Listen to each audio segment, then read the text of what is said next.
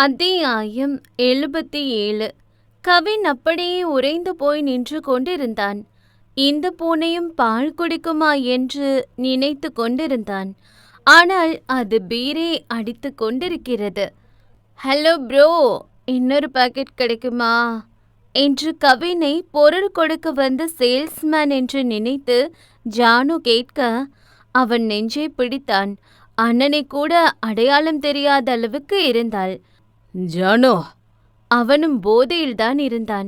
ஜானு மெல்ல தலையை திருப்பி பார்த்தாள். அவள் மட்டுமல்ல, அங்கிருந்த அத்தனை பேரும் திரும்பி பார்த்தார்கள். என்ன ஜானு இதெல்லாம்? என்ன கருமம் அது என்று அவள் கையை பிடித்தான். ஏய், கையை விடு என்று அவன் கரத்தை உதறிவிட்டாள் ஜானு. ஜானு, நான் உன் அண்ணன், வாடி என்றான். நான் வரல, போடா. என்ன வரமாட்டியா என்று ஒரு கோபத்தில் அவள் கன்னத்தோடு சேர்த்து ஒரு அறையை விட்டான். இதை கண்டு அங்கிருந்த ருதேஷ் கேங் கவினை அடித்து வெளியே விரட்டினார்கள். அவள் கண் முன்னே அவள் அண்ணனை அடித்த போதும் அவள் கண்கள் சொருக தடுமாறி நின்றபடி வேடிக்கை பார்த்து கொண்டிருந்தாள். அவர்கள் அடித்தது கூட அவனுக்கு வலிக்கவில்லை.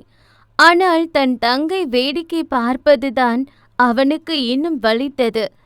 கவின் கண்களில் வலியுடன் இதழோரம் வடிந்த இரத்தத்தை துடைத்தபடி அந்த படிக்கட்டுகளில் தட்டு தடுமாறி இறங்கி வரும் பொழுது யார் மீதோ இடித்து விட்டான். இடித்தவனுடன் சேர்ந்து இருவரும் கீழே விழுந்து உருண்டு கொண்டு போய் சுவற்றில் முட்டி விழுந்தார்கள். இருவருக்கும் பெரிய அடி இல்லை என்றாலும் சிறு கீறல் இருந்தது. கவின் தலையை பிடித்தபடி நிமிர்ந்து பார்க்க அவன் முன்னே சிறு முனங்களுடன் அசோக். இருவரும் ஒருவரை ஒருவர் பார்த்து கொண்டதும் அசோக் என்ன நினைத்தானோ பட்டென்று கவின் சட்டையை பிடித்து அவன் கன்னத்தில் ஒரு அறையை விட்டான். டே, என்னடா வரவன் போறவ எல்லாரும் எங்க அமுல் பேபி அடிக்கிறீங்க? அசோக் அடித்ததும் கவின் சும்மா இருப்பானா என்ன? அவனும் அசோக்கை அடித்தான். இருவரும் மாறி மாறி அடித்து கொண்டார்கள். இதை அங்கு வந்த சிலர் பார்த்துவிட உடனே ஹோட்டல் கார்ட்ஸ் சேர்ந்து இருவரையும் குண்டுக்கட்டாக வெளியே இழுத்து கொண்டு போய் விட்டார்கள். அப்பொழுதும் இருவரும் சும்மா இருக்கவில்லை. அங்கிருந்து நடக்கும் சாலையோரம் அடித்து கொண்டு உருண்டார்கள். எவ்வளோ தைரியம் இருந்தா என் மேல கை வைப்ப என்று அசோக் முகத்தில் ஒரு குத்து விட்டான் கவின். நீ எவ்வளோ பெரிய பருப்பா இருந்தா என்னடா, ஒரு பொண்ணு மனசை புரிஞ்சுக்க முடியலையே என கவின் முகத்தில் இன்னொரு குத்து விட்டான் அசோக். பொண்ணா? எந்த பொண்ணு? தெரிஞ்சோ தெரியாத மாதிரி நடிக்கிறியா என கவின் மீது ஏறி அமர்ந்து அவன் கன்னத்தில் மாறி மாறி அறைந்தான். கவின் அப்படியே அவனை கீழே தள்ளி அவன் மீது ஏறி அமர்ந்தான். எந்த பொண்ணுடா என்றான் அவன் சட்டையை பிடித்து. ஒரு கட்டத்தில் சண்டையிட்டு சோர்ந்து போன இருவரும் அந்த சாலையில் வானத்தை விரித்தபடி படுத்து மூச்சு வாங்கினார்கள். ரம்யா பாவம், அவ ரொம்ப கஷ்டப்படுறா. அசோக் வானத்தில் தெரிந்த நிலாவை வெறித்தபடி சொன்னான். ரம்யா பெயரை கேட்டதும் கவின் மெல்ல தலையை மட்டும் திரும்பி பார்த்தான். ரம்யாவா? அவ எந்த தப்புமே பண்ணல, உன்னை லவ் பண்ணது தவிர. கவின் கோபத்தில் பல்லை கடித்தான். தப்பு பண்ணலையா? அவளால் தான்டா இன்னைக்கு என் தங்கச்சி போதைக்கு அடிமையா இருக்கா. அசோக் சிரித்தான். உன் தங்கச்சி ரொம்ப நாளாவே போதைக்கு அடிமையாகிதான் சுத்திட்டு இருக்கா. அது உனக்கு தான் தெரியல. அந்த லட்சணத்துல நீ அவளை கவனிக்கிற. கவின் மெல்ல தலையை திருப்பி அவனை பார்த்தான். உனக்கு என் ரம்யாவை பத்தி என்னடா தெரியும்? நீ நினைக்கிற மாதிரி அன்னைக்கு ரம்யா போதை பொருள் சப்ளை பண்ணல. அப்போ என் தங்கச்சி பண்ணான்னு சொல்றியா? ஆமா, உன் தங்கச்சி தான் பண்ணா என்று கத்தினான் அசோக். கவின் முகம் அதிர்ந்தது. ஜானு அன்னைக்கு பொருள் சப்ளை பண்ணிட்டு தான் இருந்தா. ஜானுவை காப்பாத்துதான் ரம்யா அந்த இடத்துக்கு போனான். ஆனா திடீர்னு போலீஸ் வந்துருச்சு. ஒருவேளை அவ பேரு இதுல மாட்டிக்கிட்டா அந்த சின்ன பொண்ணோட வாழ்க்கை நாசமா போயிடும்னு அவ மொத்த பழியும் அவ மேல போட்டுக்கிட்டா. ரம்யா எந்த தப்புமே பண்ணல. அவ பண்ண ஒரே தப்பு, அவ காதலுக்கு தகுதியே இல்லாத உன்னை லவ் பண்ணது மட்டும்தான்டா. அவ மனசை நீ எவ்வளோ உடைச்சிருக்க தெரியுமா? அவளை பூ மாதிரி பார்த்துக்கணும்னு நினச்சேன். ஆனா அவளுக்கு ஒன்னதான் பிடிச்சது. இப்போ கூட நீ அவளை கஷ்டப்படுத்த மட்டும்தான் செய்கிற. ஆனாலும் அவளுக்கு ஒன்னதான் பிடிச்சிருக்கு. இந்த பொண்ணுங்களுக்கெல்லாம் ஏன் நல்லவங்கள பிடிக்க மாட்டேங்குதோ என்றான் ஆதங்கமாய். கவின் என்ன பேசுவதென தெரியாமல் அதிர்ந்து போயிருந்தான். அசோக் மெல்ல எழுந்தான். நீ எந்த ஜென்மத்துல என்ன புண்ணியம் பண்ணியோ இப்படி ஒரு தேவதையோட காதலுக்கு சொந்தக்காரனா இருக்க. இன்னொரு முறை என் ரம்யாவை அழ வச்ச உன்னை கொன்னுருவண்டா என்று கடைசியாக அவன் முகத்தில் ஒரு குத்துவிட்டுதான் சென்றான். இம்முறை கவின் அவனை திரும்பி அடிக்காமல் அந்த அடியை வாங்கிக் கொண்டான். 2 மணி நேரங்களுக்கு பிறகு ரம்யா நல்ல உறக்கத்தில் இருந்தாள். திடீரென்று அவள் போன் ஒலித்தது. அதுவும் அன்னோன் நம்பரில் இருந்து அழைப்பு வந்தது. புது எண்ணாக இருக்கவும் அவள் எடுக்காமல் உறங்கிவிட்டாள். ஆனால் மீண்டும் அழைப்பு வந்து கொண்டே இருந்தது. எவன்டா அது தூங்க விடாம டார்ச்சர் பண்றது என போனை எடுத்து காதில் வைக்க அந்த பக்கம் ஒரு குரல். செல்லம் என்று கவின் குரல். ரம்யா பட்டன எழுந்து அமர்ந்தாள். 2 மாதங்களுக்கு பிறகு அவன் குரலை கேட்கிறாள். பக்கத்தில் தமிழ் நல்ல உறக்கத்தில் இருக்கவும் இவள் போனை எடுத்துக்கொண்டு வெளியே ஓடி வந்தாள்.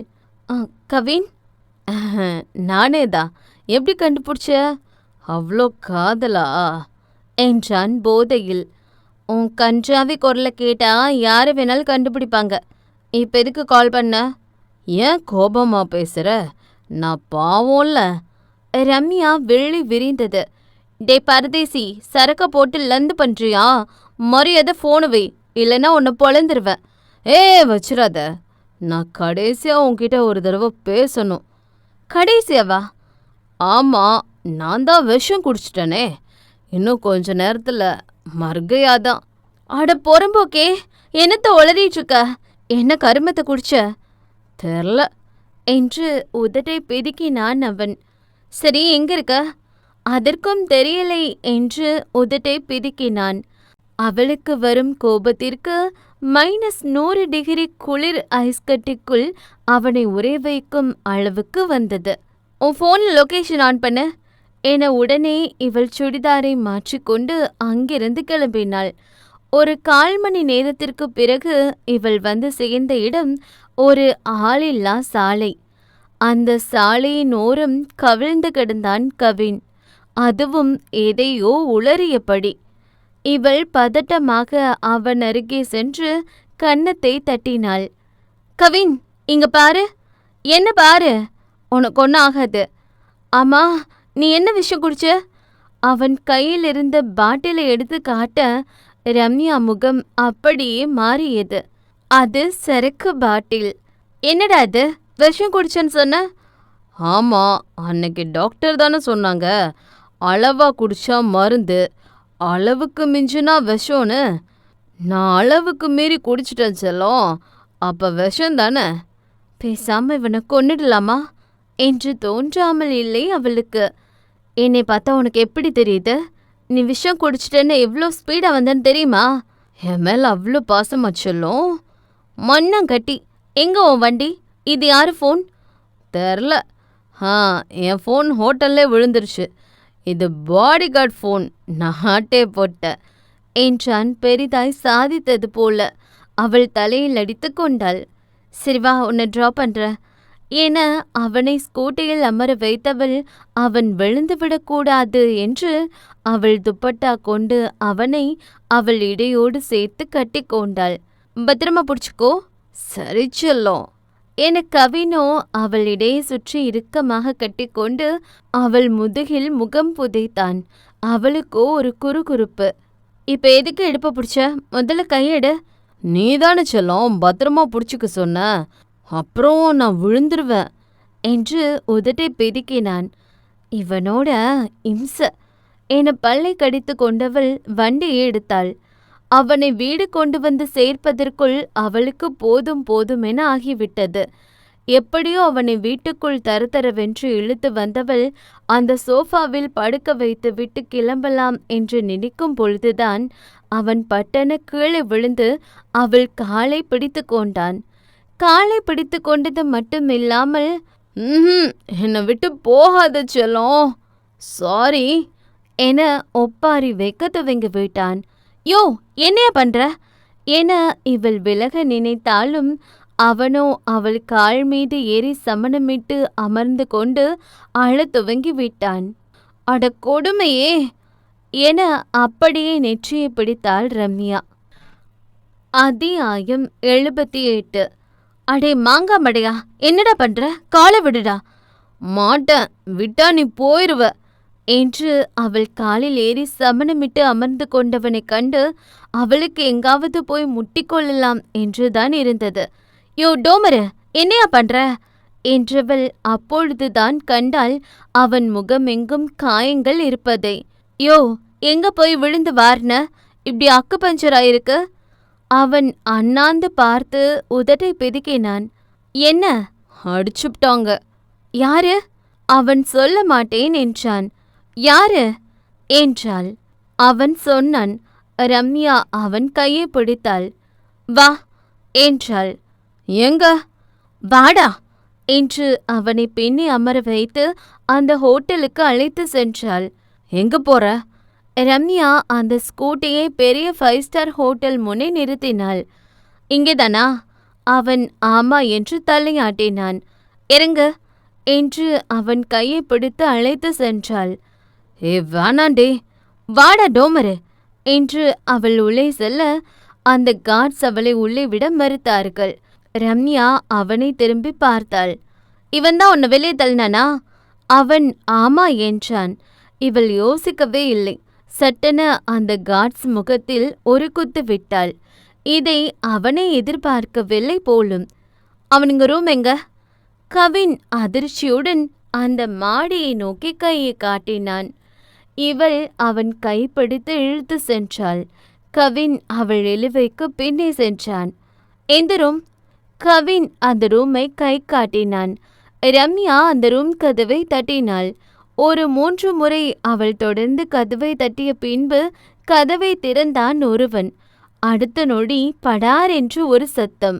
வாவ் என்று கவின் கன்னத்தில் கையை வைக்க அங்கே ஒற்றை காலை தூக்கி கையை மடக்கி கராத்தை போஸில் நின்று கொண்டிருந்தாள் ரம்யா. அவள் எட்டி உதைத்தவன் எழுந்து கொள்ள முடியாதபடி மேசை மீது விழுந்து மேசை உடைந்து விழுந்தது. இந்த சத்தம் கேட்டு அங்கே போதையில் தள்ளாடி கொண்டிருந்த ஒட்டுமொத்த கூட்டமும் திரும்பி பார்த்தது. அந்த கூட்டத்தில் ஒருத்தியாகத்தான் ஜானுவும் இருந்தாள். இங்க இருக்க எல்லாரும் தானே உன்னை அடிச்சாங்க? கவின் அதிர்ச்சியுடனே தலையை ஆட்டினான்.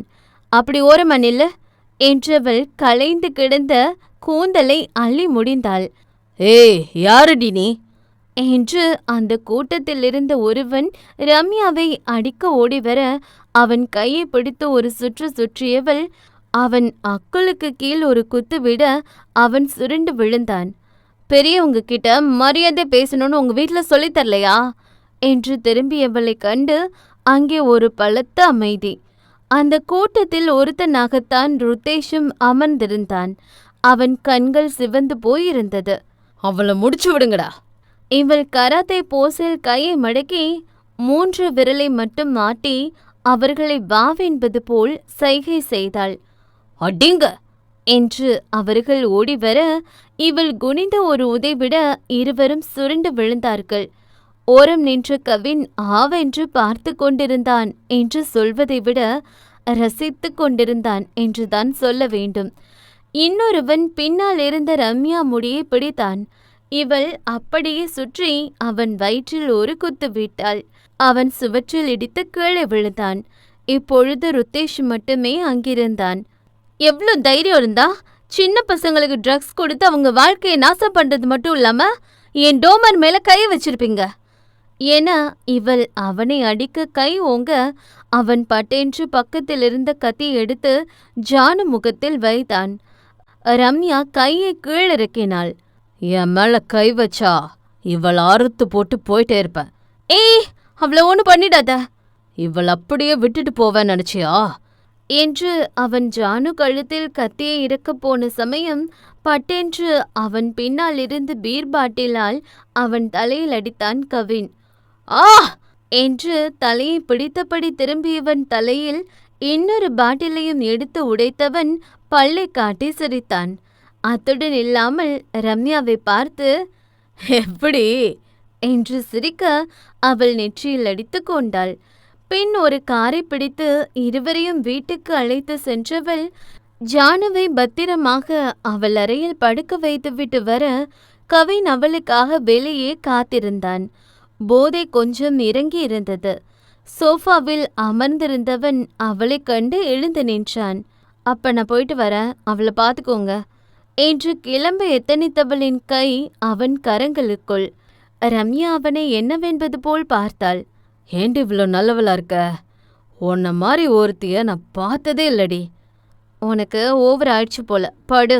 அவன் அவளை போக விடாமல் அவள் முன்னே வந்து நின்றான். எனக்கு எல்லாமே தெரிஞ்சிருச்சு. அசோக் சொல்லிட்டான். என்கிட்ட உண்மையை சொல்லியிருக்கலாமே.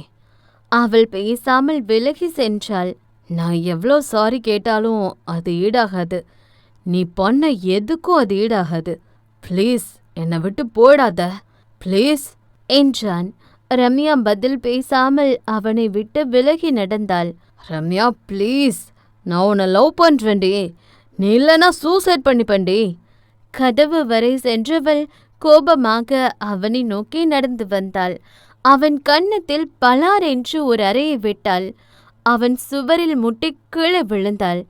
என்னடா பிளாக்மெயில் பண்றியா என்றாள் இன்னொரு அடியை கொடுத்து. அவன் இருமியபடியே எழுந்து நின்றான்.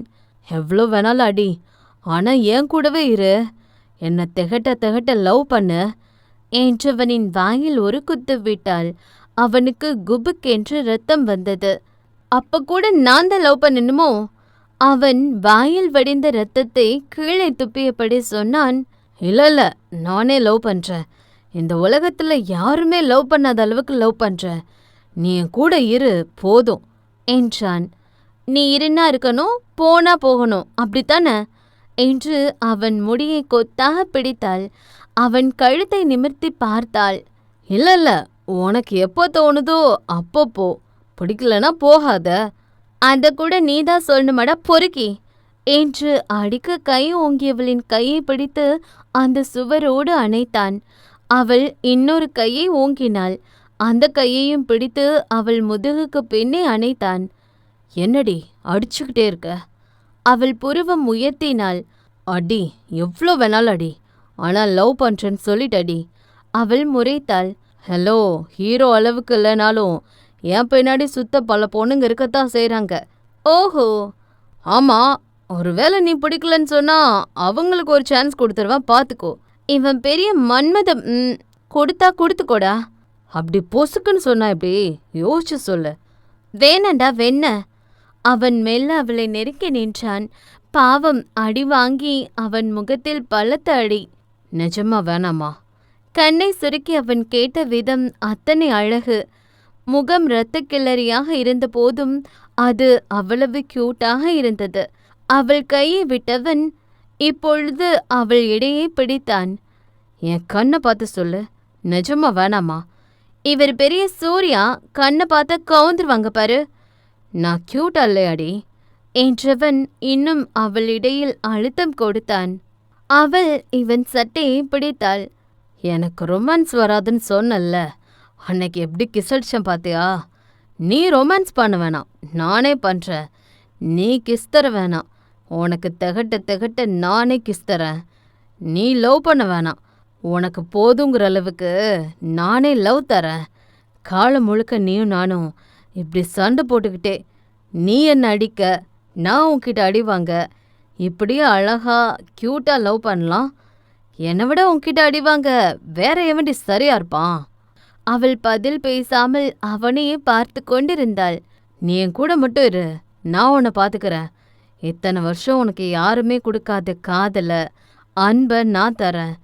உன்னை தடவை பார்த்தப்போ மொத்தமாக விழுந்துட்டேன்டி. ஏதோ இப்படிதான் என் சட்டையை பிடிச்சி ஒரு பார்வை பார்த்த பாரு, 3 நாளாக தூங்கலடி நான். இந்த 2 மாசமும் பைத்தியம் பிடிச்ச மாதிரி சுற்றிட்டு இருந்தேன். நான் உன்னை ரொம்ப காயப்படுத்தியிருக்கேன். அந்த காயத்துக்கு நானே மருந்து போடணும்னு நினைக்கிறேன், என் காதலால். அவன் சட்டையை பிடித்து இழுத்தாள்.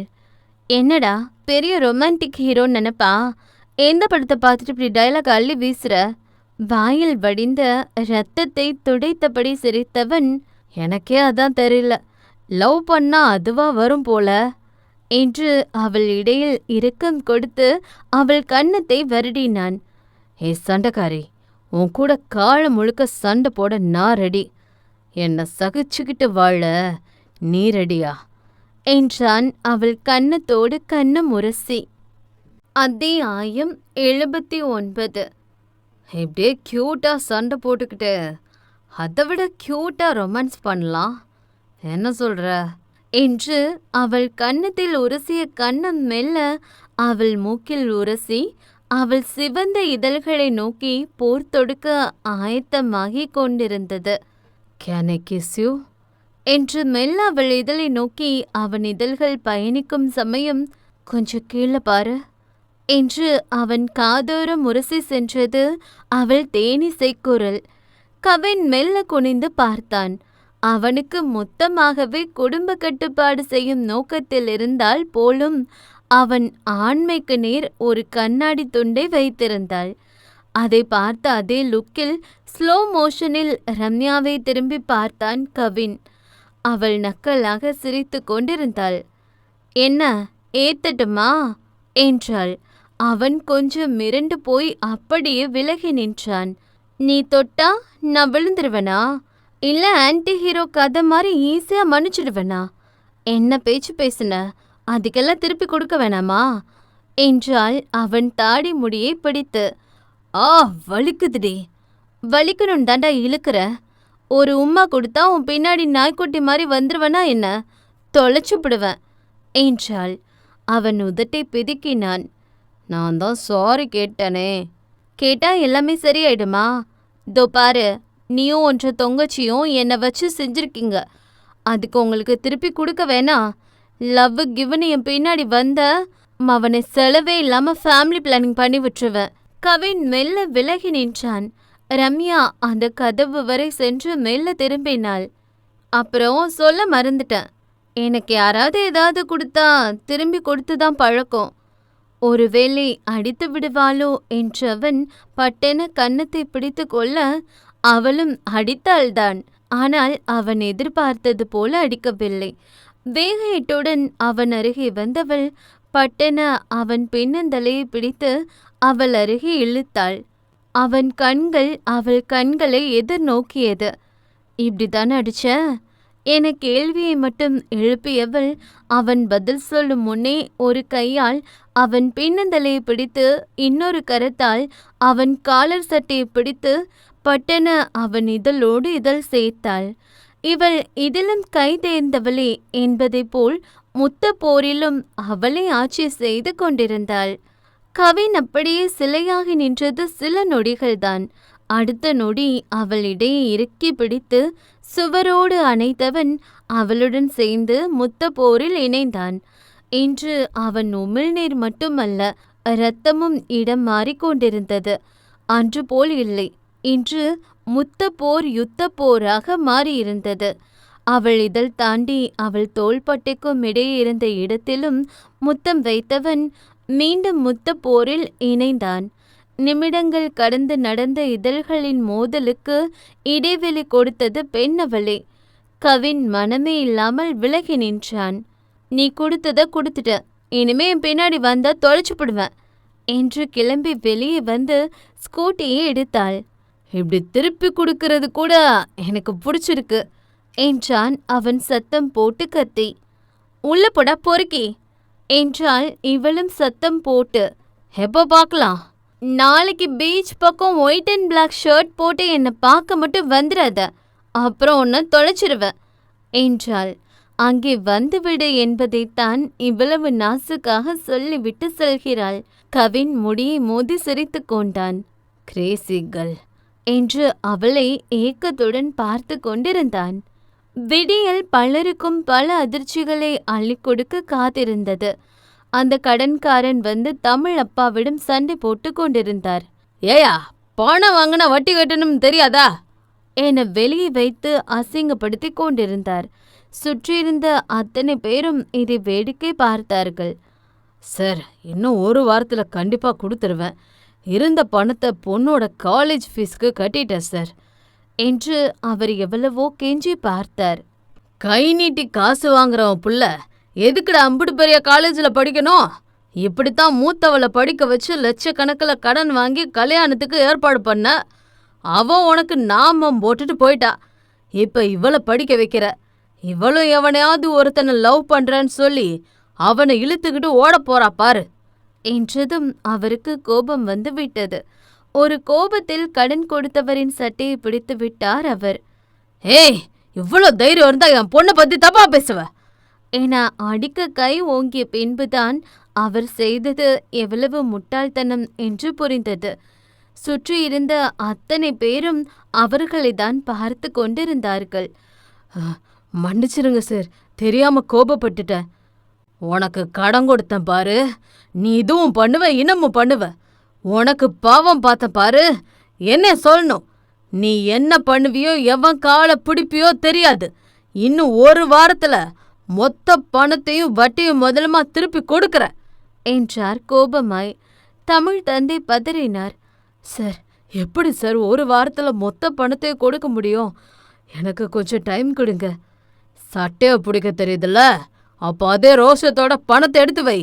இல்லன்னு வை, குடும்பத்தோட கழுத்தை பிடிச்சி வெளியே தள்ளிட்டு வீட்டை எழுதி வாங்கிடுவேன் என்று மிரட்டிவிட்டு சென்றார். என்ன செல்வது என தெரியாமல் கையை பிசைந்தார் தமிழ் தந்தை. கவினை கையில் பிடிக்கவே முடியவில்லை. பயபில்ல பயங்கர குஷியா சுத்திட்டு இருந்தான். ராவணனும் கவனித்து கொண்டுதான் இருந்தான். என்ன 2 நாளைக்கு முன்னாடி ஒப்பாரி வச்சுட்டு இப்ப இவ்ளோ குஷியா இருக்க? என்ன என்றான் அந்த ஃபைலில் கவனம் வைத்தபடி. கவின் ஓடி வந்து ராவணன் கையை பிடித்தான். டேய், என்னடா பண்ற? கையை விடு. மச்சி, என் மேல எவ்வளோ லவ் தெரியுமா அவளுக்கு? யாருக்கு? ரம்யாவுக்கு தான். ஓ, என் மேல யாரோ கை வச்சிட்டாங்கன்னு தெரிஞ்சதும் அப்படியே என்னை பின்னாடி உட்கார வச்சு அந்த ஹோட்டலுக்கு கூட்டிட்டு போய் ஒரு ஒன்னே வா. அவனுங்கள அடினா அடி, அப்படி ஒரு அடி. ஒன்னே வா. மறுபடியும் அவனுங்கள தான்.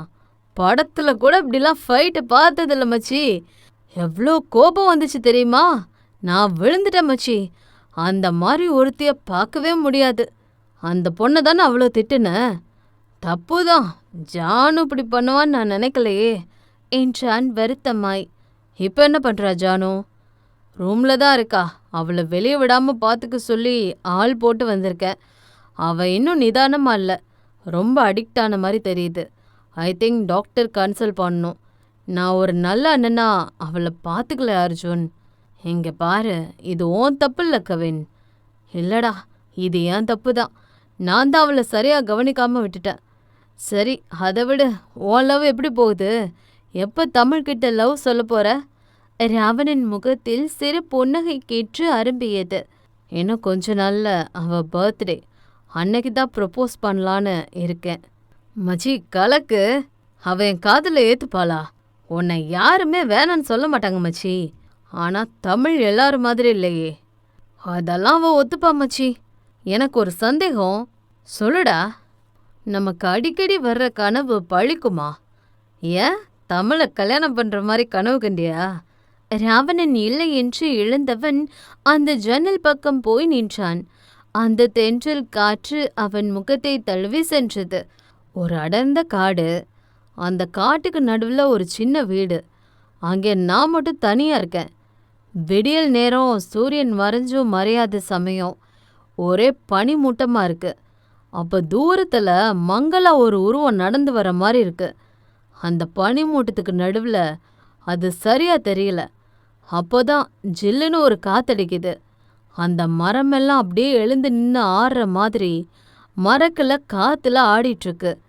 பக்கத்தில் இருந்த மரங்கள்லேருந்து பூ காற்று கொட்டும்போது அதுக்கு நடுவில் ஒயிட் கலரில் அங்கங்கே பூவை தூவி விட்ட மாதிரி ஒரு சேலை கட்டி, கழுத்தில் பளிச்சுன்னு மின்ற மஞ்சள் தாலி கட்டி அப்படியே தேவதை மாதிரி நடந்து வரா ஒரு பொண்ணு. ஆனால் அவள் முகம் எனக்கு தெரியல. நான் ஒரு நிமிஷம் ஃப்ரீஸ் ஆகி நின்னுடுறேன். அந்த பொண்ணு என் பக்கத்தில் வந்து என் கையை எடுத்து அவள் வயிற்றுல வைக்கிறா. அப்படியே என்னை கிஸ் பண்ணுறா.